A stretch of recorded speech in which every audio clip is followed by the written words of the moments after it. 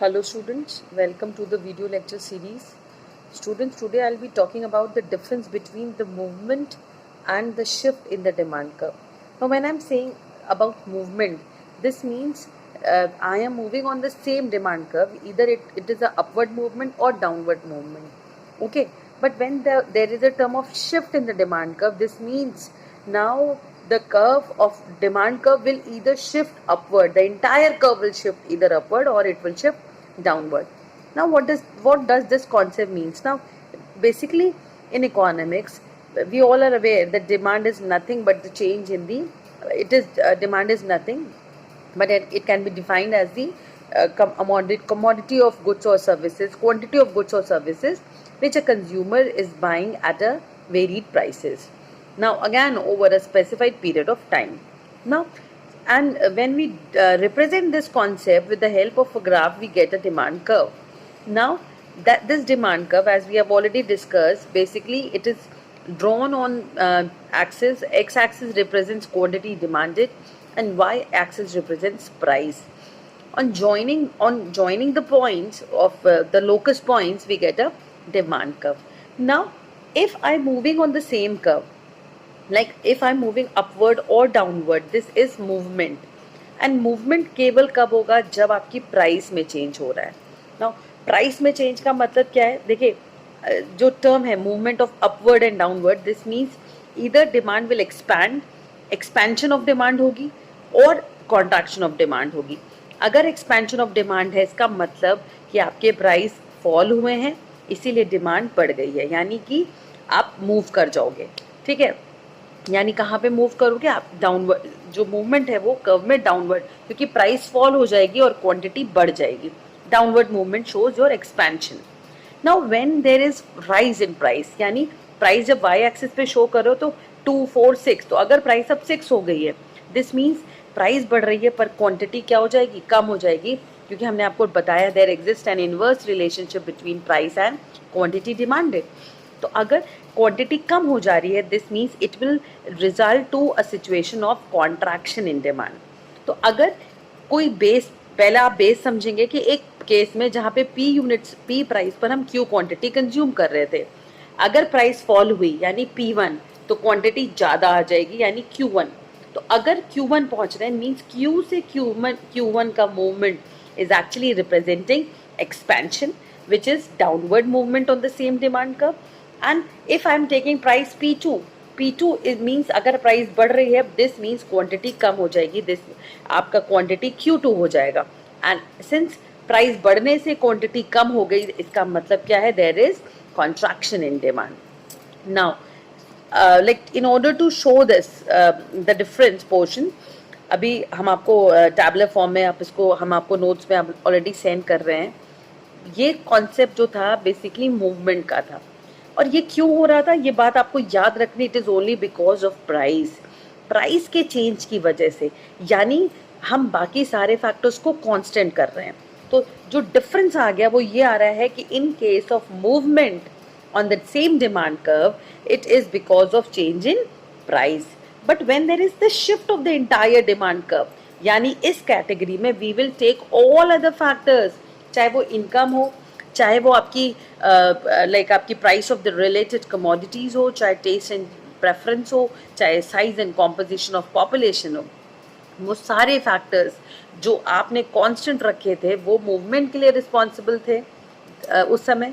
अब आप इन फैक्टर्स, आप प्राइस को कांस्टेंट रख रहे हो और इन सारे फैक्टर्स में कोई भी फैक्टर चेंज हो रहा है, this means this will result to shift in the demand curve. Got it? Now इस चीज़ को समझने के लिए I have prepared a table. Now पहला difference is on the basis of meaning. Now meaning movement में बात करें तो movement in the demand curve is when the commodity experience change in both the quantity demanded and the price. Means price में change होने से quantity demand में change हो रहा है. This means it will make the movement in the like demand curve जो कि एक डायरेक्शन वाइज होगा, चाहे वो अपवर्ड चाहे वो डाउनवर्ड. बट यही पैरेलली अगर हम शिफ्ट की बात कर रहे हैं तो shift in the demand curve is when the price of the commodity remains constant. Means price में कोई चेंज नहीं है but there is a change in quantity demanded due to some other factors. Now these are those factors जो हम already discuss कर चुके हैं आपके साथ. Now come, you can see the graph now. अब आप यहाँ पे देख सकते हैं कि जब प्राइस P थी at locus of point A, आप क्वांटिटी कितनी कंज्यूम कर रहे थे, OQ. नाउ अब प्राइस आपकी फॉल होकर के जो ये P2 दे रखा है यहाँ पे कि व्हेन आपकी प्राइस P से P2 की तरफ फॉल हो रही है तो क्वांटिटी बढ़ जा रही है Q से Q1 के लिए. और जब क्वांटिटी मूव कर रही है यानी A से जो B का मूवमेंट है दैट इज एक्सपेंशन पोर्शन, और A से जो C की तरफ मूवमेंट है जो आप अपवर्ड की तरफ देख रहे हो दिस इज कॉन्ट्रैक्शन. और ये एक्सपेंशन कॉन्ट्रैक्शन किस बेसिस से बोलना है, क्वांटिटी के बेसिस में. क्वांटिटी बढ़ रही है प्राइस के कम होने पे एक्सपेंशन, क्वांटिटी कम हो रही है प्राइस के बढ़ जाने से यानी कॉन्ट्रैक्शन. बट यही पैरेलली हम शिफ्ट की बात करें तो ये शिफ्ट का मतलब आपका originally the demand curve was D, but income में चेंज हुआ, इनकम बढ़ गई यानी आप उस गिवन इनकम में ज़्यादा यूनिट्स कंज्यूम कर पाओगे और आपका पूरा पूरा कर्व शिफ्ट हो जाएगा, डी कर्व से शिफ्ट हो जाएगा D1 के लिए. पर शिफ्ट यानी ये क्या है, इंक्रीज, बढ़ जाना, increase in income, upward shift. ना उसी में डाउनवर्ड कब हो रहा है, ये कब हो रहा है when there is decrease in income. Income कम हो गई with the given level of income you at different variation of prices at a particular period of time you will be able to consume lesser quantity.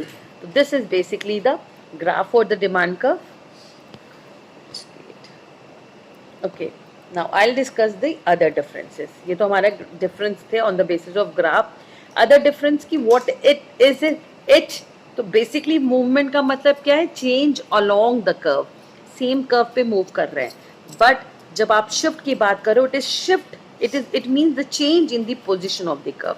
पूरे curve में change हो जा रहा है. Now आपका जो मेन रीजन रिस्पॉन्सिबल है वो है प्राइस का इन केस ऑफ मूवमेंट, और बाकी शिफ्ट के केस में it is other then price.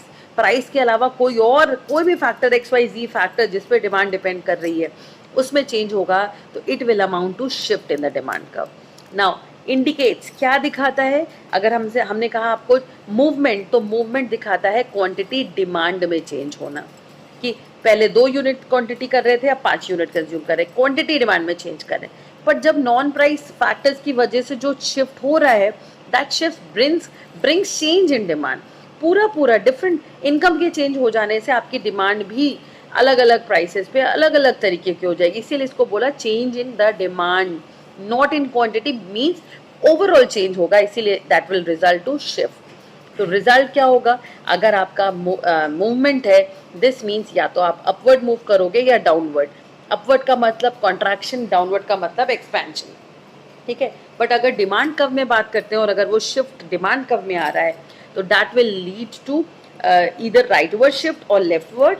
Rightward shift का मतलब इट विल इंडिकेट इंक्रीज, और लेफ्टवर्ड शिफ्ट का मतलब हो जाएगा it will indicate in decrease. Okay, now here I have given you the definitions. I am reading the definitions quickly. Now movement along the demand curve depicts the change in both the factors, means price और quantity change का, और इस case में we are keeping all other factors constant, like means there is no change in the other factors on which the demand depends. Now the movement of the demand curve can be in 2 ways, either upward movement or downward. Upward का मतलब क्या हो रहा है, हमने आपको बताया कि अपवर्ड का मतलब जब हम ऊपर की तरफ शिफ्ट हो रहे हैं दिस इंडिकेट्स कॉन्ट्रैक्शन, क्योंकि डिमांड कम हो जा रही है. एग्जाम में क्वेश्चन मूवमेंट पे पूछ सकते हैं, एग्जाम में मूवमेंट आप एक क्वेश्चन एक्सपेंशन एंड कॉन्ट्रैक्शन में पूछ सकते हैं. एक्सपेंशन का मतलब डाउनवर्ड, क्योंकि वहाँ पर आप ज़्यादा कमोडिटी कंज्यूम कर रहे हो. कॉन्ट्रैक्शन का मतलब अपवर्ड मूवमेंट, क्योंकि वहाँ पर अब आप with the change in price, with the rise in price you are able to buy less. Okay, so this is basically the concept of change in quantity demanded, that is the movement along the demand curve. Now the second is on the definition of shift in demand curve. shift का मतलब क्या हो रहा है कि पूरा change हो जा रहा है डिमांड का. and now इसमें हम क्या कर रहे हैं, हम प्राइस के अलावा बाकी अदर फैक्टर्स ले रहे हैं. वो सारे फैक्टर्स क्विकली ब्रश अप कर लेते हैं. It is income of the consumer, price of the related commodity, station preference, future expectation with regards to change in prices, government policy, size and composition of population. There are various factors. These are the factors जिस पे हम depend करती है आपकी demand. Now when ever there is a shift in the demand there is shift in the equilibrium point, क्योंकि अब आपका पूरा कर्व शिफ्ट हो रहा है. Now the demand curve shift in two sides, rightward shift and leftward shift. Rightward shift indicates an increase in demand due to the favorable change in non-price variables. आपका rightward increase और leftward shift का मतलब decrease, क्योंकि यहाँ पर this is a unfavorable situation, क्योंकि अब आपकी जो demand है वो accordingly कम हो गई है. ठीक है, तो यहाँ पे कुछ की डिफरेंसेस फटाफट फिर से पढ़ लेते हैं जो लिखे हुए हैं यहाँ पे. मैंने डायग्राम आपको फिर से डिटेल में यहाँ दे दिया है सेम, अगर वहाँ डिफरेंस में क्लियर नहीं है तो आप देख लेंगे. नाउ द डिफरेंसेस, की डिफरेंसेस, तो आपके की डिफरेंसेस फटाफट से फिर से कि commodity experience change in both commodity and quantity and price. जब आपका मूवमेंट है शिफ्ट के केस में वो क्या होता है कि अदर दैन प्राइस जितने भी फैक्टर्स हैं उनके चेंज में. नाउ डिमांड कर्व में मूवमेंट हो रहा है चाहे वो एक्सपेंशन के फॉर्म में या कॉन्ट्रैक्शन के फॉर्म में, दैट इज द मूवमेंट. और शिफ्ट के केस में वो अपवर्ड या डाउनवर्ड शिफ्ट हो रहा है जिसमें पूरा कर्व शिफ्ट हो जा रहा है, उसकी पोजीशन चेंज हो जा रही है. नाउ दूसरा हमें पता ही है कि मूवमेंट क्यों हो रहा है, बिकॉज प्राइस में चेंज है. शिफ्ट क्यों हो रहा है, because it is the reason is other than जो प्राइस फैक्टर्स हैं उनके चेंज में. Okay, now these are the upward downward होगा बेसिकली मूवमेंट के केस में, जो कि जिसका मतलब है अपवर्ड मतलब कॉन्ट्रैक्शन, डाउनवर्ड का मतलब एक्सपेंशन. इंक्रीज और डिक्रीज होता है आपके शिफ्ट के केस में. तो students, this was the basic video on shift के वर्सेस मूवमेंट. तो जस्ट प्रिपेयर दीज नोट्स. मैं आपको पूरा इसका कंटेंट आपको कल के लेक्चर के बाद दे दूंगी जब मैं डिमांड की थ्योरी कंप्लीट कर लूँगी. ठीक है, तो meanwhile just go through this video. With any doubt you can ask me. ये डायग्राम मैंने बिल्कुल क्लियरली आपके लिए यहाँ पे बना रखे हैं सो दैट आपको कॉन्सेप्ट पूरी तरह से क्लियर हो जाए. डिफरेंस में ऑलरेडी दे रखा था और यहाँ पे भी मेंशन कर रखा है. तो अभी से वैसे देख लीजिए, एक दिन का वेट करेगा, ये कंटेंट हम आपको पूरा डिमांड का मैसेज मेल कर देंगे. ठीक है, चलिए, thank you students for watching. Any queries we can discuss it in our live lecture, जहाँ पर हम लास्ट टॉपिक करेंगे डिमांड का, that is the reasons, the exceptions of the law of demand. Okay, after that we will switch to another topic, that is elasticity. Thank you students, thank you for watching.